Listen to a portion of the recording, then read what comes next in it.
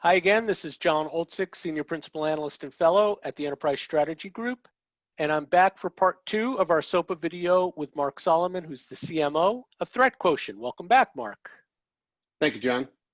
Let's start with SOAPA integrations. As you know, SOAPA is an integrated architecture. So from a ThreatQuotient perspective, what tools, technologies are you being asked to integrate it with? Is there anything new there or surprising? Integrations are critical for what we do and SOAPA in general, especially bidirectional. And we classify integrations in 2 different areas. One are the internal tools, the SIM, EDR systems, incident response or ticketing systems, sandboxes, network security devices, orchestration tools, amongst others, right? That's the internal systems. The external systems are the threat feeds, right? Commercial feeds, open source feeds, ISAC or sharing feeds, but also some of the enrichment tools and sources. You have to combine all of those and you put it into the platform, which becomes a single source of truth that becomes integrated into your architecture to get the right data to the right tools and frankly, the right teams at the right time. You know, you've been characterized in the past as a threat intelligence platform, but you also have a lot of SOAR capabilities. So what are you seeing in terms of process automation and where do you kind of end up and where do the SOAR platforms begin?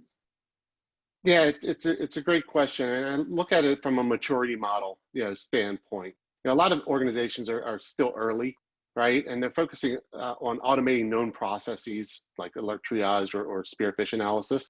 Those moving up the maturity curve utilize a platform like ThreatQuotient for orchestrating, automating intel into their infrastructure to support a variety of use cases, including hardening of systems, incident response, threat hunting, vulnerability prioritization, et cetera. So what we focus on is really the data, and we will get the right data bubbled up from a priority standpoint, and then we can automate actions onto that data.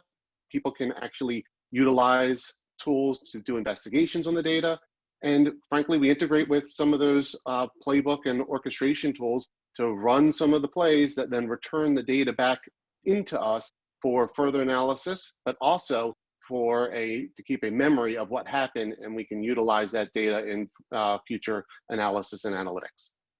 Is that integration with threat intelligence per se, or is that across the board for any type of use case? It's a variety of use cases. Threat intelligence has a variety of different form factors, but the key thing is getting the data, processing the data, analyzing the data to trigger what needs to happen, either from a priority or taking an action. That can be done internally through the platform, externally, but then getting those results back, because the more context and the more data that we learn within the tool helps that scoring and prioritization and ultimately makes the SOC more efficient and effective. I'm right there with you. Now, when I first came up with SOAPA, Marc, the top layer was the security operations workbench or the security operations platform. I'm now thinking that there's a layer above that, and that's security operations visualization. And I think 2021 will be a big year for that. What are your thoughts there? Yeah, I definitely think that's the direction. It's really no longer about teams that are working in silos or tools that are in silos. But the reality is that we've been talking about a single pane of glass for a long time. And so we have to be careful that the visualization is not going to be the end all be all. There are existing tools that people are going to be utilizing. That's why integration of the data is so critical. And if you end up putting the data in a single source of truth that can be leveraged by a common interface across groups, as you're mentioning from a SOAPA layer standpoint, that's fantastic. But the reality is, if you can also access that data from existing tools that people are utilizing and have processes around, then you're actually sharing that data and have instantaneous knowledge transfer across different teams over time, which makes everybody more efficient, even if they aren't working in a common interface. Speaking of 2021, I've got to ask you, because my colleague Dave Gruber and I are doing a lot of research around XDR, which is sort of a quasi-SOAPA platform. You've written about XDR. You have some thoughts. Can you share your thoughts with us about XDR? Yeah, I think actually XDR is really important going forward. Let's be honest, the SOC has really become a detection and response organization, and you need to be able to look at detection and response beyond just a single vendor or a set of tools from a single vendor. You need to be able to integrate across vendors. And that requires, once again, normalization of data so the different systems can talk to one another. That's extremely important. So you need to integrate all the different systems. You need to be able to integrate third-party intelligence into the infrastructure. And frankly, you have to integrate hybrid environments, meaning your cloud applications as well as your on-prem applications, which can be really difficult.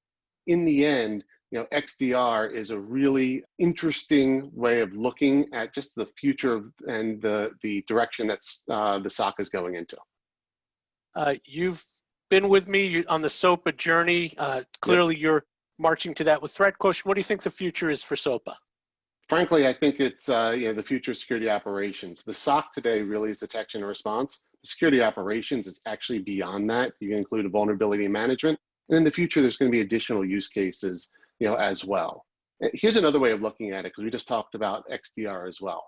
There's 3 different markets: threat intel, SOAR, and XDR, right? Threat intel is about the data. SOAR is really about orchestrating and automating the process. And XDR is really expanding the detection and response across all tools.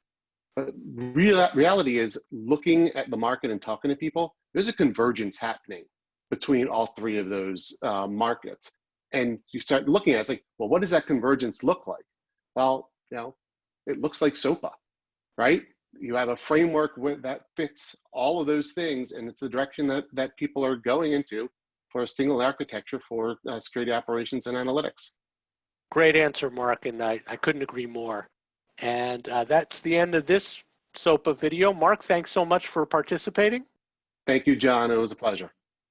Thank you. Pleasure's all mine, and we'll see you on our next SOAPA video soon.